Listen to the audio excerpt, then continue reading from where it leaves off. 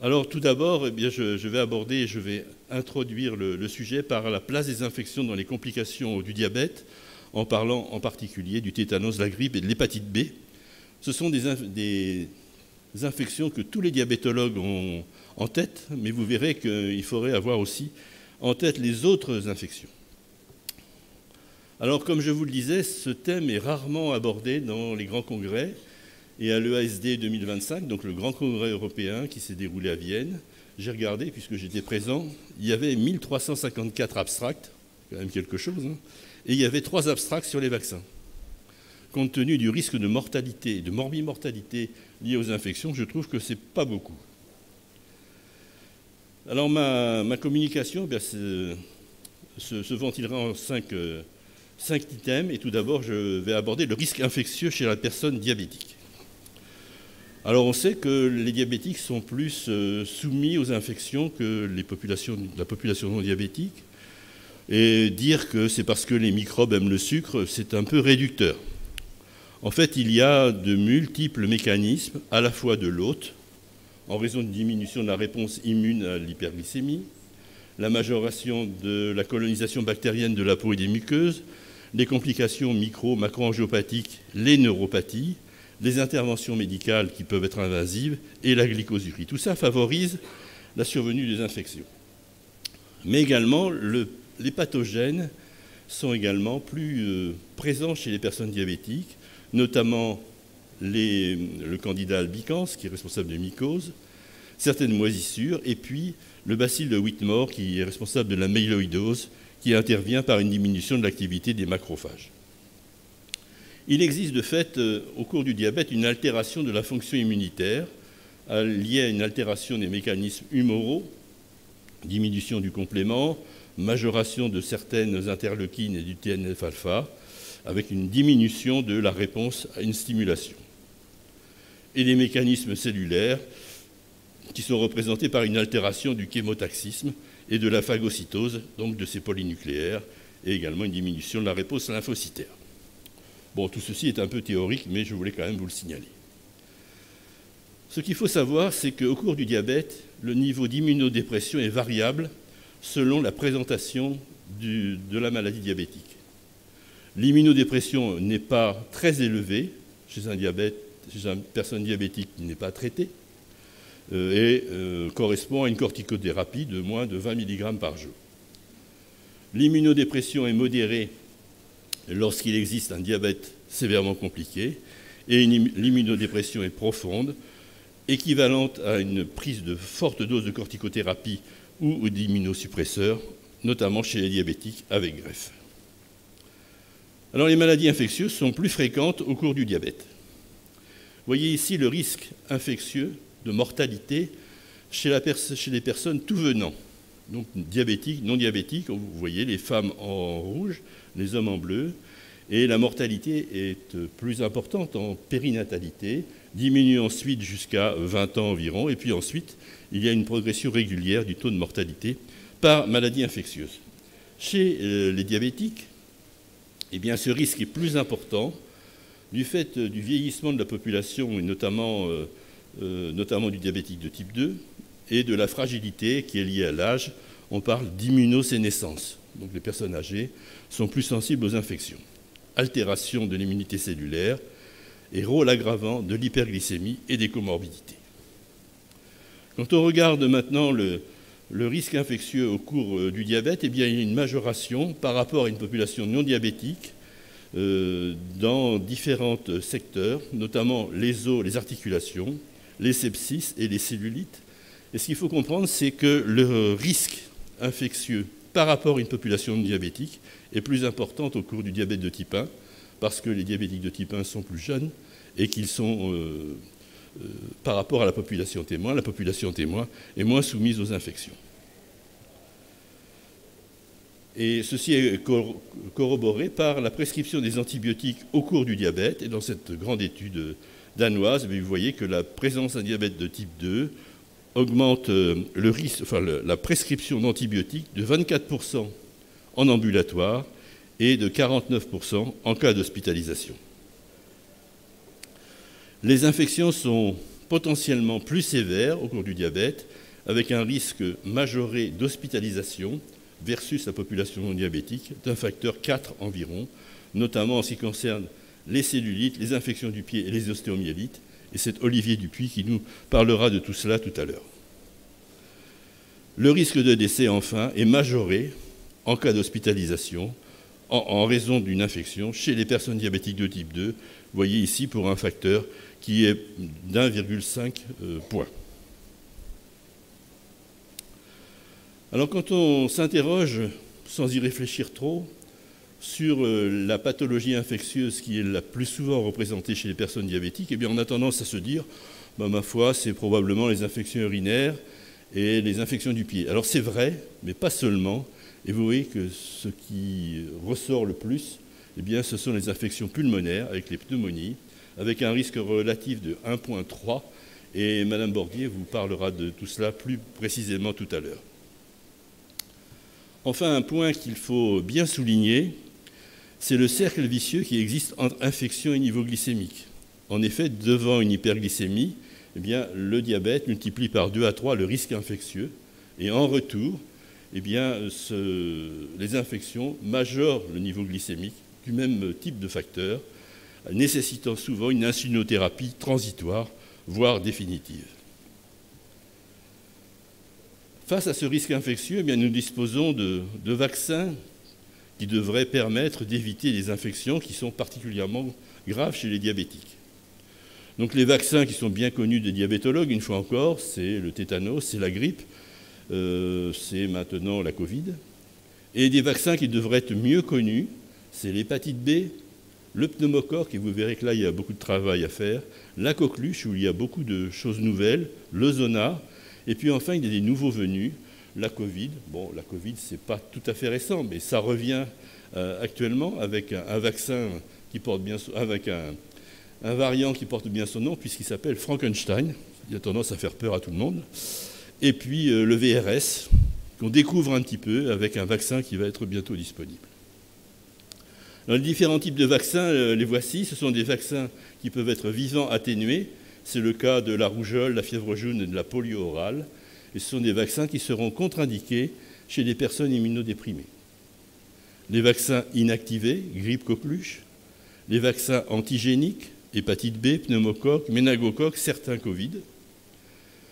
Des adénovirus qui peuvent apporter le type de vaccin, paradénovirus, donc shigellose et Covid. Les anatoxines, qui sont certainement les plus anciens, puisque c'est le tétanos et la diphtérie. Et puis des vaccins à ARN que nous ne connaissions pas bien avant l'épidémie de Covid. Cependant, ce vaccin était utilisé déjà pour Zika, Ebola. Mais ce type de vaccin a réellement transformé la vaccinologie. Alors voyons d'abord le tétanos. Eh bien, le tétanos, c'est une maladie qui a beaucoup régressé, mais il existe encore en France 20 cas avec une mortalité de 25 à 30%. Quand j'ai travaillé en Côte d'Ivoire, il y avait toujours des patients qui avaient des tétanos, et c'est particulièrement impressionnant avec une mortalité qui n'est pas nulle. Alors la forme la plus grave et la plus fréquente, c'est la forme généralisée. Et vous voyez sur cette photo un malade en opistotonos, donc complètement en extension avec des douleurs très très violentes, alors que les gens sont parfaitement conscients et le traitement consiste à les sédater, à les mettre sous Valium et au besoin les ventiler s'ils ne peuvent plus respirer. Cette maladie touche souvent les sujets les plus âgés et en particulier les femmes. Alors moi j'avais une explication en France, c'est parce que autrefois les hommes faisaient leur service militaire et ils étaient vaccinés quoi qu'il arrive alors que les femmes ne l'étaient pas. Et donc probablement c'est une des raisons. Et en France entre 2005 et 2016, eh bien, il y a eu 108 cas déclarés chez des sujets âgés de plus de 70 ans. La porte d'entrée, le plus souvent, c'est une blessure minime souillée par la terre ou les végétaux. Et les plaies chroniques sont à l'origine de la maladie dans 10 à 15% des cas, si bien que la présence d'une plaie, notamment au niveau des pieds chez un patient diabétique, doit faire penser à vérifier la couverture vaccinale, c'est absolument indispensable. Quand on regarde l'épidémiologie du tétanos dans les pays en développement, eh bien on voit qu'en 1980, il y avait 1 million de décès par an, dont 80% par tétanos néonatal. Donc c'était vraiment une maladie considérable, et du fait de l'amélioration des soins, du développement de la vaccination, eh bien, le nombre mondial de décès a été réduit à 180 000 en 2002. Et puis, depuis 2013, eh bien, le nombre mondial des décès est passé sous la barre des 50 000, mais c'est encore trop, naturellement, avec une réduction de 94% en 20 ans. Malheureusement, le tétanos néonatal n'a pas encore disparu, et c'est un problème de santé publique dans 12 pays, dont vous avez ici la liste. La vaccination contre le tétanos, elle est le fait d'une injection par anatoxine qui est obligatoire, au Maroc également, naturellement, et elle est remarquablement efficace. En France, le calendrier vaccinal comporte une primo-vaccination obligatoire dans l'enfance, 3 doses, puis suivie de 2 doses de rappel, et il est recommandé de faire des doses de rappel tous les 20 ans, de 25 à 65 ans, puis tous les 10 ans. Et maintenant, je ne sais pas si c'est le cas au Maroc, mais en France, on n'a pas de vaccin antitétanique isolé. C'est un vaccin qui est combiné à celui de la diphtérie, de la polio et de la coqueluche, ça c'est plus récent. Malheureusement, la couverture vaccinale tend à diminuer et n'atteint que 38% à 80 ans. Quand devant une plaie du pied, notamment chez une personne diabétique ou non, eh bien, si la personne est à jour de vaccination, il n'y a rien d'autre à faire, si ce n'est faire des soins locaux, naturellement. Vérifier la date du prochain rappel. Si la personne n'est pas à jour de vaccination, si la plaie est mineure et peu importante, eh bien, on administre une nouvelle dose de vaccin et on propose un programme de mise à jour. Et par contre, si c'est une plaie majeure qui a pu être contaminée, eh bien, on fera en plus une injection de 250 unités d'immunoglobuline tétanique humaine et on programmera une nouvelle vaccination. Pour ce qui est de la grippe, bien, vous savez tous que l'intensité de la maladie varie chaque année selon le virus. C'est une maladie qui est transmise par les enfants, si bien que les autorités de santé actuellement tendent à développer la vaccination chez les enfants, ça fait un véritable réservoir de virus et ensuite ils vont contaminer les adultes. Le risque de complications dépend du virus, des comorbidités, et il existe un risque de surinfection bactérienne. Et j'ai appris une chose, c'est que ces surinfections, c'est le pneumocoque et l'hémophilus, et le terme d'hémophilus influenzae vient du fait, l'influenzae en anglais c'est la grippe, parce qu'on s'est rendu compte que l'hémophilus très souvent surinfectait une grippe. La mortalité en France, vous voyez, c'est 15 000 personnes, peut-être un peu moins maintenant, c'est-à-dire 5 fois plus que les accidents de la route. Donc c'est vraiment quelque chose de très important et c'est vraiment dommage que les gens ne soient pas tous vaccinés. Alors que le vaccin est remboursé chez nous, chez les patients à risque de plus de 65 ans. De plus de 65 ans et chez les patients à risque, y compris chez les femmes enceintes et les patients diabétiques. Et le fait d'avoir une grippe chez un patient diabétique, eh bien, ça majeure le risque d'hospitalisation par 3, la mortalité par 2. Et chose que peu de gens savent, c'est que la grippe favorise la survenue des accidents cardiovasculaires et notamment des infarctus du myocarde, notamment dans la semaine qui suit le diagnostic de grippe. Alors la grippe, ce n'est pas récent, puisque vous avez cette photo qui date de 1918, au moment de l'épidémie de grippe espagnole, qui a fait plus de morts que la guerre de 14, c'est quand même considérable. Et on voyait déjà que les mesures de protection individuelle étaient plus que prônées, puisque vous voyez la dame de droite, là, il est marqué « porter un masque ou aller en prison ». Malgré tout, celle du milieu, elle n'a pas tout compris comment il fallait mettre son masque. Mais enfin, quand même, elle avait fait un effort.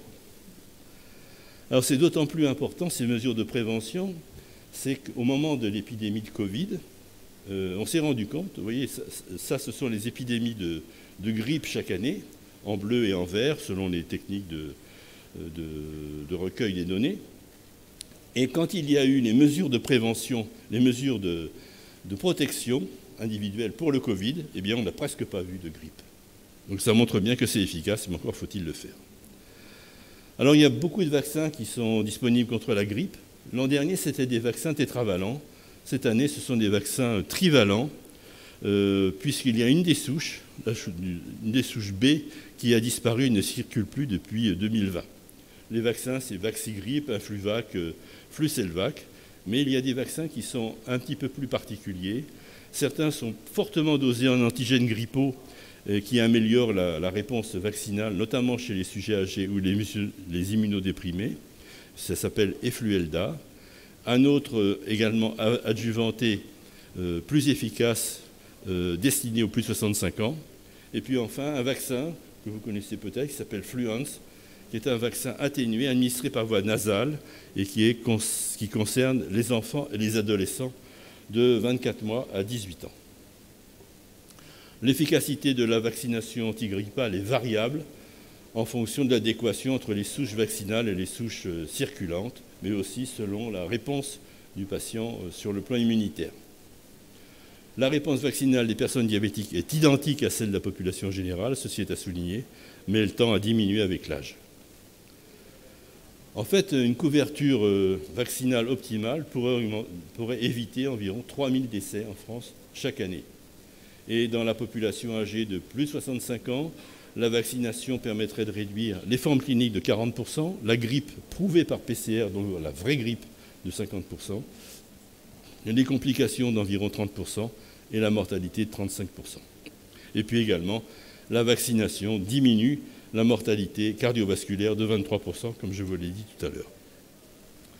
Malheureusement, en dépit de toutes ces évidences, l'état de la couverture vaccinale contre la grippe n'est pas satisfaisant. Les objectifs vaccinaux de santé publique seraient 75%, mais on est loin de ça. Et en France, cette couverture vaccinale était de 39% chez les personnes de moins de 65 ans, donc c'est pas beaucoup, chez les personnes à risque de grippe grave, et d'un peu moins de 50% pour les personnes âgées de plus de 65 ans. Alors, et ça je dis ça pour nos amis marocains, alors que toutes les personnes de 65 ans et plus reçoivent dans leur boîte aux lettres un coupon leur permettant d'avoir le vaccin gratuitement et de se faire injecter par le pharmacien. Et l'HAS, comme je vous le disais, recommande d'ouvrir la vaccination aux enfants. Rapidement et pour finir, l'hépatite B, eh bien, il faut savoir qu'en France, on estime qu'il y a 280 000 personnes qui sont porteuses du virus de l'hépatite B et que 1500 en décèdent chaque année. Le risque en cas de diabète est multiplié par un facteur 2 de développer une hépatite aiguë. Et l'hépatite B, en cas de diabète, pourrait s'accompagner d'une majoration de la cirrhose, ce qui est un peu embêtant, et du carcinome hépatocellulaire. Le vaccin est connu et utilisé depuis de nombreuses années, et les recommandations vaccinales en cas de diabète sont identiques à celles de la population générale. Elle est obligatoire chez les soignants. Une primo-vaccination est obligatoire aussi chez le nourrisson, avec 3 doses, et chez l'adulte, la primo-vaccination comporte aussi 3 doses de 20 microgrammes. Le vaccin s'appelle Ingerix, et avec un rappel à 6 mois, et il faut 6 mois entre la première et la troisième dose. En cas d'immunodépression, et notamment en cas d'insuffisance rénale, où là, l'hépatite B est plus que fortement recommandée, eh bien, on fait un schéma renforcé avec des doses supérieures. Et ce qui est également recommandé, c'est de faire des sérologies de contrôle de façon à vérifier que les anticorps anti-HBs soient supérieurs à 10 unités par litre pour s'assurer que l'immunité est satisfaisante. Enfin, tout ce qui a été écrit, colporté, disant que la vaccination pouvait entraîner des scléroses en plaques, et tout ça, ce sont des bobards rédigés par des antivax, et ça n'a pas été du tout, ça a pu être complètement écarté. Alors les points qui sont à retenir, c'est que le diabète augmente la prévalence et la gravité des maladies infectieuses. J'espère vous avoir convaincu là-dessus. Certaines de ces maladies infectieuses sont accessibles à la vaccination. Les contre-indications au vaccin sont rares et les effets secondaires sont peu importants. Les seules contre-indications, ce sont les immunodéprimés et les vaccins vivants. Et vous avez vu, des vaccins vivants, il n'y en a pas beaucoup. La couverture vaccinale reste largement perfectible en France, et j'y reviendrai tout à l'heure. Le calendrier vaccinal devrait être mieux connu, mais ce qu'il faut savoir aussi, c'est qu'il y a beaucoup de nouveautés, les choses évoluent, et tout le monde ne connaît pas bien le calendrier vaccinal. C'est l'objectif d'aujourd'hui. Et la vaccination doit faire partie du suivi des patients diabétiques à côté des autres recommandations d'équilibre glycémique, de surveillance de la fonction rénale. Ceci nécessite une meilleure information des patients et des professionnels de santé. Voilà, j'en ai fini et je passe la parole à Madame Lise Bordier.